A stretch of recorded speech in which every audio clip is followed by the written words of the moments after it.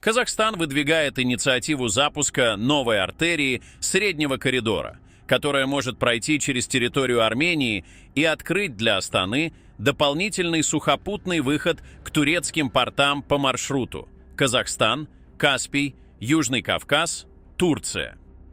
Эта идея, расширяющая логистические возможности региона, потенциально дает Казахстану более выгодный, короткий и экономически привлекательный путь на турецкие рынки. Однако маршрут, в котором ключевым звеном становится Армения, неизбежно связан с политическими и региональными рисками. Баку может воспринять инициативу как попытку перераспределения влияния на Южном Кавказе и в прикаспийском пространстве.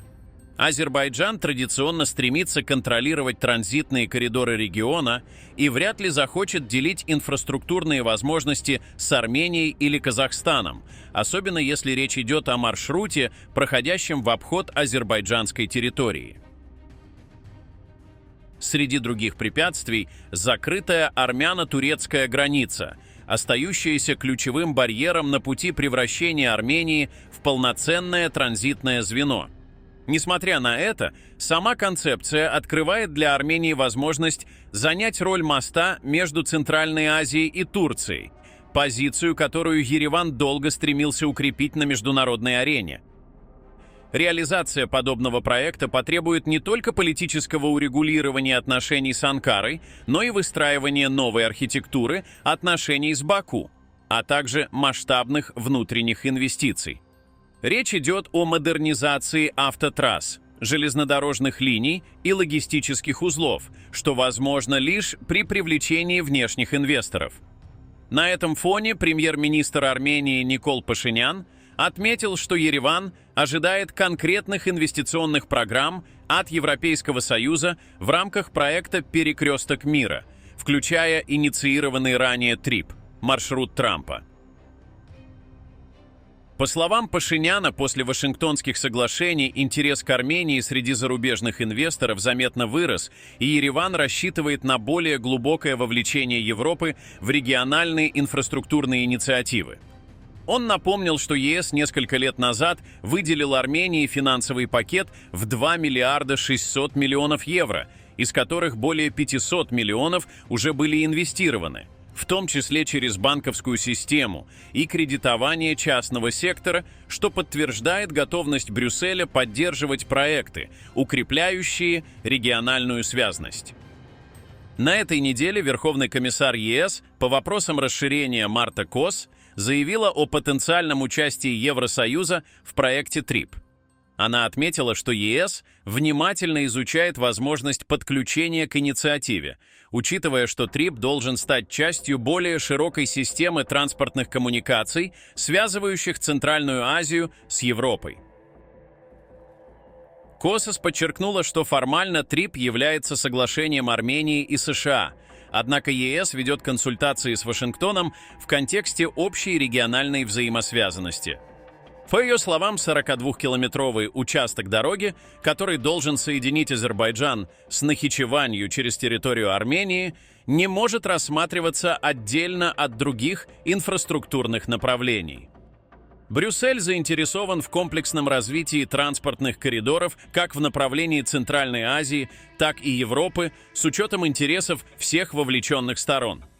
Кос также сообщила, что ЕС запросил у Еревана перечень приоритетных инфраструктурных проектов, важных для обеспечения региональной связности, и параллельно ведет обсуждение с Турцией и Азербайджаном, стремясь избежать фрагментарного развития проектов.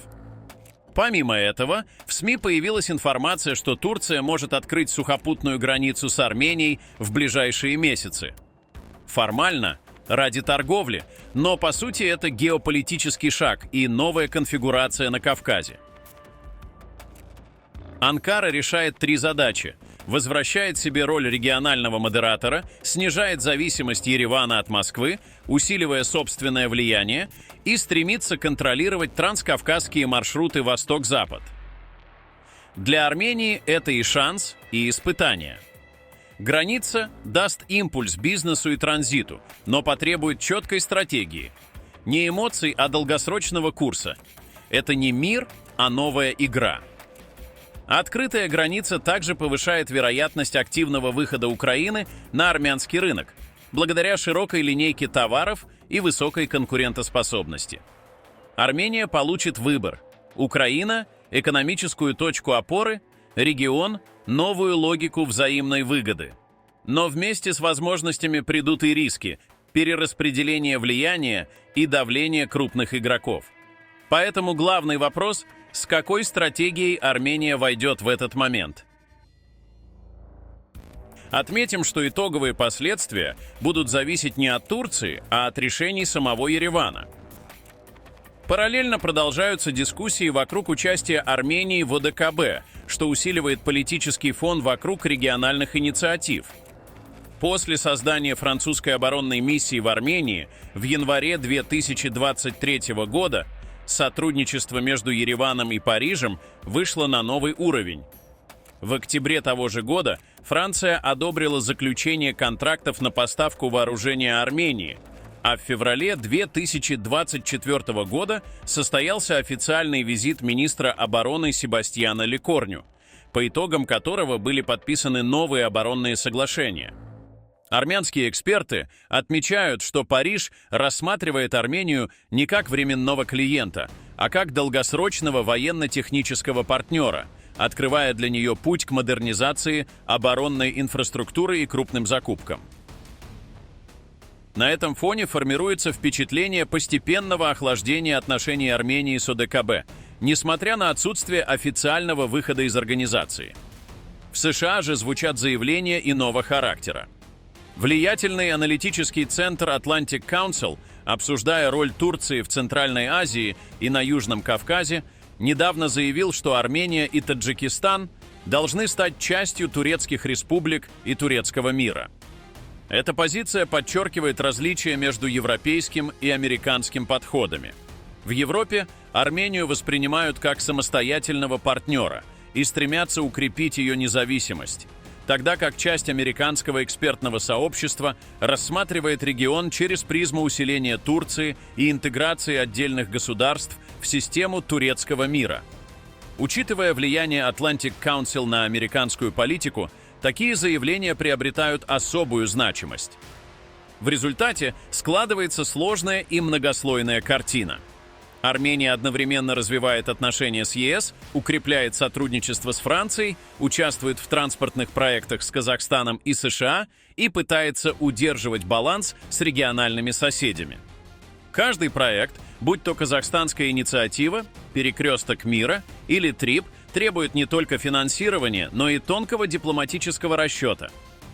Армения становится точкой пересечения интересов крупных держав и региональных акторов, что открывает новые возможности, но усиливает ответственность.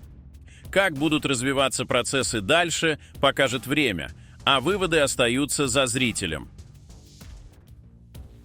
Пишите ваше мнение в комментариях и подписывайтесь на наш канал, чтобы не пропустить важные новости.